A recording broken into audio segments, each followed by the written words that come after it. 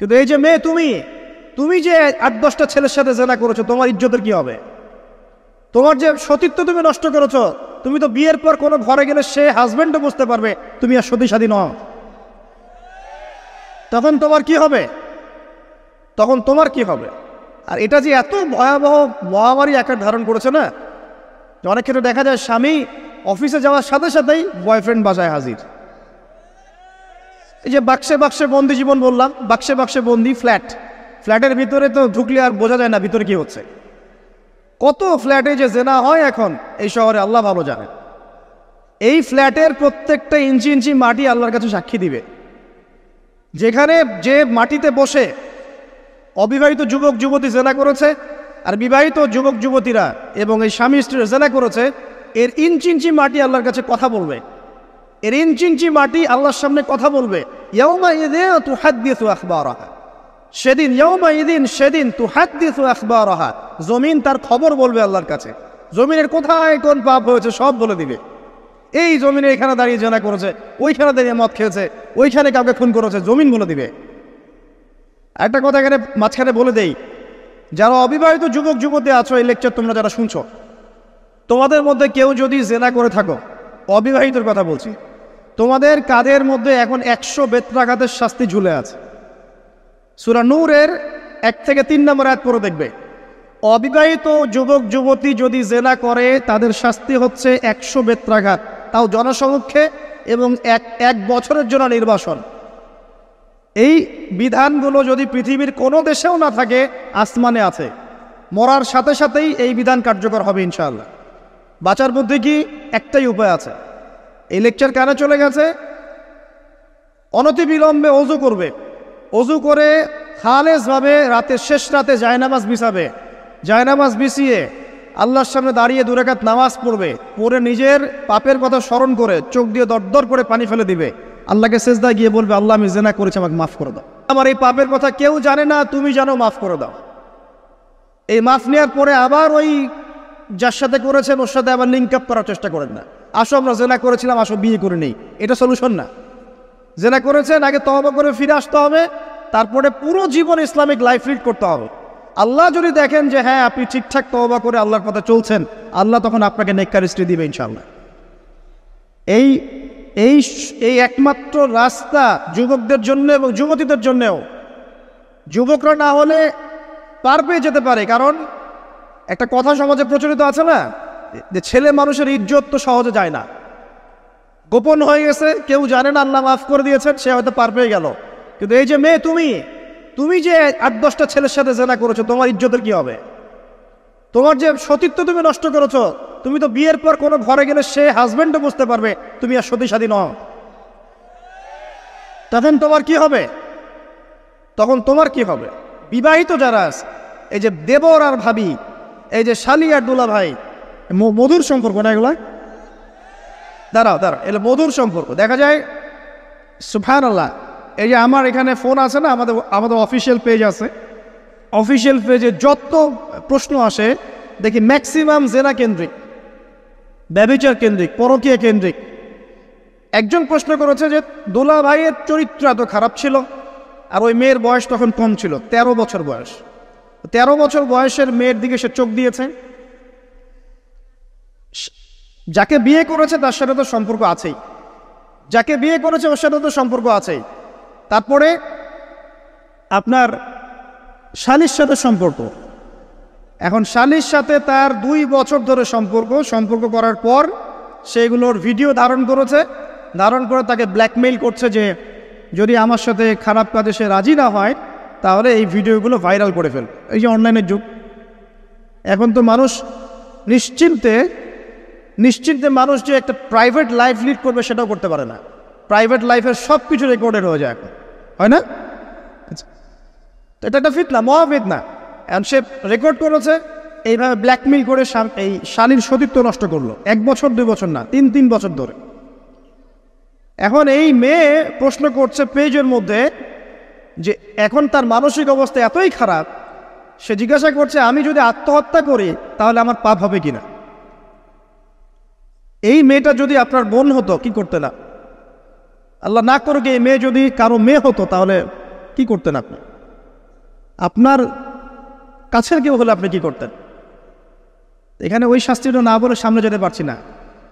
শোনেন, যারা বিবাহিত ব্যক্তি হওয়ার পরেও পরকীয়া করেছেন, বিবাহ করার পরেও পরকীয়ার পাপে লিপ্ত ছিলেন বা এখনও আছেন, জেনে হোক না জেনে হোক করেছেন, অথবা এটা জেনে করেছেন যেটা একটা খারাপ কাজ তারপরেও করেছেন, রাসূলুল্লাহ সাল্লাল্লাহু আলাইহি ওয়াসাল্লামের হাদিস এবং আল্লাহ পাকের কালাম অনুযায়ী তাদের শাস্তি হচ্ছে কোমর পর্যন্ত মাটিতে পুঁতে ফেলে পাথর নিক্ষেপ করে রজম করে হত্যা করা। ইসলামিক যদি কোনো রাষ্ট্র থাকতো বা এটা যদি হতো, বা এটা যদি ইমামুল মাহদির যুগ হতো বা ওমর রাদিয়াল্লাহু আনহুর যুগ হতো, তাহলে এই শাস্তির বাইরে আপনি চলতে পারতেন না যদি এটা প্রমাণ হতো। এই শাস্তি যদি দুনিয়াতে কার্যকর নাও হয়, আপনি যদি তওবা না করে মারা যান, তাহলে কিয়ামতের মাঠে এই শাস্তি আপনি ভোগ করবেন। খুব মজা লাগছে পরকীয়া করতে। সকালে একটার সাথে, দুপুরে একটার সাথে, আজকে একজনের সাথে রাত কাটান, কালকে আরেকজনের সাথে রাত কাটান, খুব মজা পাচ্ছেন। রাত্রেবেলা মদ খান আর হোটেলে রাত কাটান, সকালবেলা আবার অফিসে যান। আমাদের শহরের এগুলা কালচার কোত্থেকে আসলো? এই শহরকে পবিত্র করবে কে এবং এই শহরের আসল রূপগুলো স্পষ্ট করবে কারা? খুব মজা পাচ্ছেন এগুলোতে। সুবহানাল্লাহ।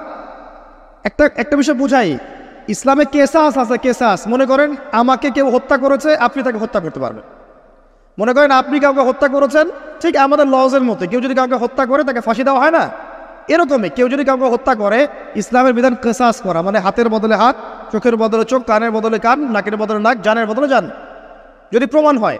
কিন্তু এখানেও হত্যাকারীর বাঁচার সুযোগ আছে। কিরকম? মনে করেন আপনি আমার পরিবারের কাউকে হত্যা করেছেন, আল্লাহ না করুক। এখন আপনি এসে আমাকে ক্ষমা চাচ্ছেন যে আমার ভুল হয়ে গেছে, আমি মুক্তিপণ, রক্তপণ দিব, আমাকে মাফ করে দেন। এখন আমাদের পরিবারকে আপনাকে বললো ঠিক আছে আপনাকে মাফ করে দিলাম, আপনার কেসাস করার দরকার নেই, আপনি রক্তপণ দিয়ে দেন, তাহলে আপনি বেঁচে থাকার সুযোগ পেলেন। কথা বুঝতে পারছেন? একটা হচ্ছে মুরতাদ। মনে করেন কেউ ইসলামের কিছু বিষয়কে অস্বীকার করেছে, তাকে জেলখানায় বন্দি করে রাখা হবে, সুযোগ দেওয়া হবে যে আপনি কি এগুলো জেনে শুনে বলেছেন নাকি এর উপর অটল থাকবেন না ফিরে আসবেন। সে যদি বলে না আমি তওবা করলাম, আমি এগুলো থেকে ফিরে আসলাম, ও বেঁচে থাকার অধিকার পেয়ে গেল। কিন্তু বিবাহিত ব্যক্তি যারা ব্যভিচার করেছে, বিবাহিত ছেলে বা মেয়ে ব্যভিচার করেছে, তওবা করে যদি ফিরেও আসে, রজমের শাস্তি থেকে বাঁচার কোনো সুযোগ নেই। আল্লাহর কাছে ক্ষমা চান, ইস্তেগফার করেন। জেনার ফলশ্রুতিতে সমাজে মহামারী নেমে আসে। জেনা, পরকীয়া, অশ্লীলতার কারণে সমাজে এমন সব রোগ ব্যাধির উদ্ভব হয় যেগুলো কখনো ছিল না। এই শহরটা জেনার শহর। আমাদের এই ঢাকা শহর জেনার শহর। আপনাকে এটা বোঝার জন্য আমার লেকচার না শুনে আপনি পেপার পত্রিকা ঘাটেন, অনলাইন সার্চ করেন, দেখবেন এই শহরে আনাচে কানাচে জেনা হয় এবং ওপেন জেনা হয়, মানুষ জেনাকে হালাল মনে করে। এই শহরের যুবক যুবতী যারা একে অপরের সাথে বয়ফ্রেন্ড গার্লফ্রেন্ড কালচারে লিপ্ত আছে, এটাকে তারা হালাল মনে করে, কেউ হারাম মনে করে না। কত বড় সাহস দেখায়। আর রাস্তা দিয়ে আমরা হেঁটে গেলেও বয়ফ্রেন্ড গার্লফ্রেন্ড এসে আমাদেরকে সালাম দেয়, হুজুর আমাদের জন্য একটু দোয়া করেন। তো প্রত্যেকটা পার্কে পার্কে যাবেন, এই যে আপনাদের রেস্টুরেন্টগুলোতে যাবেন, দর্শনীয় যে স্পটগুলো সেখানে যাবেন, দেধার সে জেনা হচ্ছে, জেনা আর জেনা। আমি এই যুগের কথাই বলছি। নবী সাল্লাল্লাহু আলাইহি ওয়াসাল্লাম বলছেন, আমাদের নবী বলছেন, আমার উম্মতের একটা অংশ, সবাই না, আমার উম্মতের একটা অংশ অবশ্যই জেনাকে হালাল করে নেবে, অবশ্যই মদকে হালাল করে নেবে, মদ পান করবে কিন্তু মদের নাম অন্য দিবে, এবং তারা গান বাজনা বাদ্যযন্ত্র নর্তকীদেরকে হালাল মনে করে নিবে। নবী সাল্লাল্লাহু আলাইহি ওয়াসাল্লাম বলেছেন, যখন সমাজে এরকম পাপ বাড়ে তখন সমাজে এমন সব রোগ ব্যাধি আসে যা আগে কখনো ছিল না। এবং এদের ব্যাপারে নবীজি বলেছেন, একদিন সকালবেলা আল্লাহ পাক এদেরকে বানর এবং শুয়োর বানিয়ে দিবেন। কিয়ামতের আগে এই ঘটনাও ঘটবে, বিকৃত হবে। ভূমিধস, ভূমিকম্প, ভূমিধস এবং আকৃতির বিকৃতি, এগুলো আযাব আসবে আল্লাহর পক্ষ থেকে, এই জেনা, এই ব্যভিচার, এই পরকীয়া, নোংরামি, অশ্লীলতার কারণে।